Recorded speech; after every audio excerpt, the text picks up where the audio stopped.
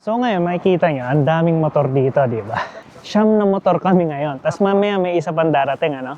Isipin mo, hanggang dun yun, no? May XR1000, MT25, 400 Ninja na 2-cylinder, may ZX-10R, merong BMW 1250 RS, may 110 daw na scooter, may 250 na Adventure, may 1,000 na 4-cylinder CBR 1000, at meron ding 4-cylinder na 25R. So kita nyo, halo-halo yung mga motor namin, di ba? Pero okay lang yan, dahil dito, walang iwanan. Dito kasi, wala namang problema kung anong klaseng motor mo. Pwede kang mag-big bike dito, pwede kang mag-small bike dito. Ang maganda rito, kahit na anong motor mo, maganda ang kalsada, kaya walang problema. Yung mga 110cc, usually gamit yan pang pasok-pasok kasi napaka-convenient yan dito sa Japan, yung pang pasok-pasok, yung mga maliliit na cc, di ba?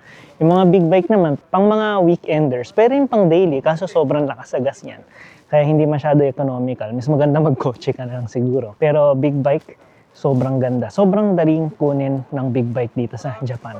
Hindi katulad sa atin, di ba, napakamahal ng big bike. Kung bibili ka ng big bike sa Philippines, siguro mapapaisip ka na mag-kotse ka na lang kasi ganun kamahal ang big bike dito sa Japan or sa Philippines, di ba? Pero dito sa Japan kasi yung sahod, okay naman, maganda naman. Kaya kaya mo talagang bumili ng big bike dito.